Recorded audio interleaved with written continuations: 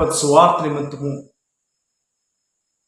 రెండవ పిలుపు ఏంటంటే ఇది క్రింద నుండి వచ్చినటువంటి పిలుపు, లేదా పాతాళం నుండి వచ్చినటువంటి పిలుపు, లేదా వేదనకరమైనటువంటి స్థలం నుండి వచ్చినటువంటి పిలుపు. మనకు బాగా తెలుసు, లూకాసు వార్త 16వ అధ్యాయం 19 వచ్చింది చదివితే అక్కడ ఇద్దరు వ్యక్తులు మనకు కనిపిస్తారు. ఒకడు ధనవంతుడు, ఇంకొకడు లాజరు. ధనవంతుడికి కూడా దేవుడు తెలుసు, లాజర్కి కూడా దేవుడు తెలుసు. ధనవంతుడు దేవుడు తెలిసినప్పటికీ కూడా ఏం చేశాడంటే దేవుడిని దేవుడిగా అంగీకరించలేదు. కానీ లాజరు దేవుడిని దేవుడిగా అంగీకరించి రక్షింపబడిన వ్యక్తిగా ఉన్నాడు. ఆయన మారు మనసు పొందిన వ్యక్తిగా ఉన్నాడు, సువార్తను అంగీకరించిన వ్యక్తిగా ఉన్నాడు. ఒకనొక దినాన వీరిద్దరూ కూడా మరణించారు. ధనవంతుడు వేదనకరమైనటువంటి స్థలానికి వెళ్ళాడు. లాజరు దేవుని చెంతకి, దేవుని రాజ్యానికి వెళ్ళాడు. ఈ ధనవంతుడు దేవుని రాజ్యంలో ఉన్నటువంటి లాజరును చూసి, అబ్రహామును చూసి అబ్రహాముతో ఇలా అంటున్నాడు, అబ్రహామా, ఇదిగో ఆ లాజరును పంపించు, నేను ఈ యొక్క అగ్ని వేతనలో వేదన పడుతున్నాను, నా నోటికి దాహం తీర్చి అని మాట్లాడితే, ఇక్కడ వారు అక్కడికి, అక్కడ వారు ఇక్కడికి రావడానికి అవదు అని అంటాడు.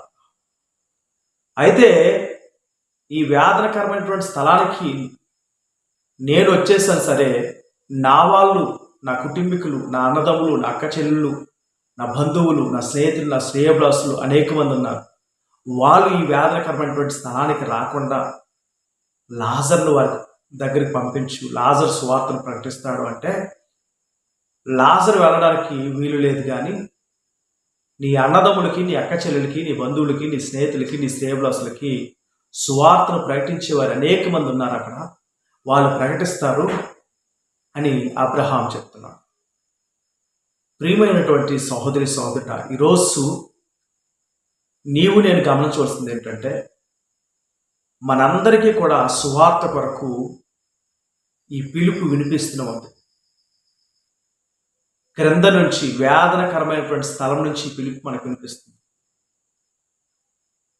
ఈ పిలుపు మన చుట్టుపక్కల ప్రభువుని ఎరగకుండా చనిపోయిన వారు ఈ పిలుపుతో మనల్ని పిలుస్తున్నారు. మన రక్త సంబంధుల్లో ప్రభువుని ఎరగకుండా చనిపోయిన వారు, మన ఇంట్లో ప్రభువుని ఎరగకుండా చనిపోయిన వారు, మన వీధుల్లో మనకు తెలిసిన వారిలో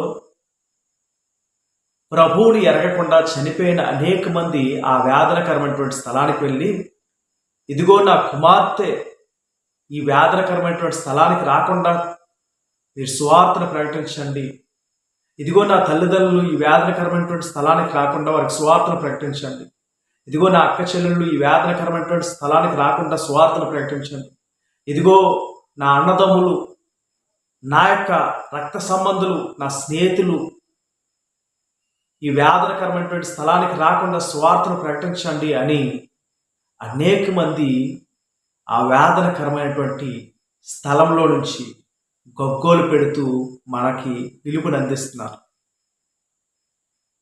ఆ వేదనకరమైనటువంటి అగ్ని జ్వాలల్లో వారు మండుతూ, బాధపడుతూ ఘోషిస్తున్నారు, అయ్యో నా కుటుంబాలను రక్షించారు, అయ్యో నా తండ్రిని, నా తల్లిని, నా అన్నదమ్ములు, నా అక్క చెల్లెల్ని, నా భార్యని, నా భర్తని, నా పిల్లల్ని ఈ వేదనకరమైనటువంటి స్థలానికి రానవ్వకుండా మీరు వారికి సువార్తను ప్రకటించండి అని ఒక శబ్దము మనకు వినిపిస్తుంది. ప్రియమైన వారు, ఆ శబ్దాన్ని మనం గ్రహించలేకపోతున్నాం, ఆ పిలుపుని మనం గ్రహించలేకపోతున్నాం, వారి బాధను, వేదనను మనం గ్రహించలేకపోతున్నాం. ఈరోజు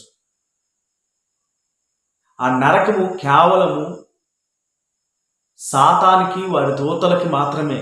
కానీ ఈరోజు సాతానుడు మోసం చేసి, వాడి దూతలు మోసం చేసి ఈరోజు ప్రజలందరినీ కూడా నరకాన్ని తీసుకుని వెళ్ళిపోతున్నారు.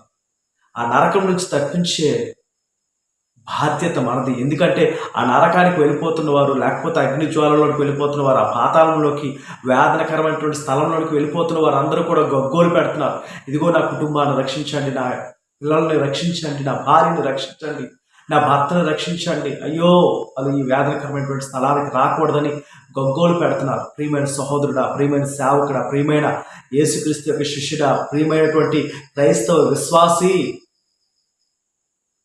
వారి ఘోష నీకు వినిపించట్లేదా? వారి వేదన నీకు వినిపించటం లేదా? వారి యొక్క ఆవేదన నువ్వు గ్రహించట్లేదా? ఒకసారి ఆలోచించు. ఇది క్రింద నుండి వస్తున్నటువంటి పిలుపు, వేదనకరమైనటువంటి స్థలం నుండి నీకు వినిపిస్తున్నటువంటి పిలుపు ఇది. ఎప్పటికీ నీ రక్త సంబంధంలో, నీ బంధువుల్లో, నీ స్నేహితుల్లో, నీ పొరుగు ఇరుగు వారిలో అనేక మంది మరణించి వారు ఆ పాతాళంలో లేకపోతే ఆ వేదనకరమైన స్థలం నుండి మొరపెడుతున్నారేమో నీకు. అయ్యా, నా కుమారుడు, నా కుమార్తె, నా బంధువులు, నా తల్లిదండ్రులు, నా భార్య, నా భర్త, వాళ్ళు వేదనకరమైన స్థలానికి రాకుండా నువ్వు వారికి స్వార్థను ప్రకటించయ్యా అని వాళ్ళు నీకు మొరపెడుతున్నారేమో. అది నీకు వినిపించట్లేదేమో. ఇకనైనా వినిపించుకొని, ఇకనైనా అర్థం చేసుకొని వారిని రక్షించడానికి ప్రయత్నించిన ప్రియమైన సహోదరి సోదరుడా, వారికి స్వార్థను ప్రకటించడానికి ప్రయత్నించిన ప్రియమైన సహోదరి సోదరుడా,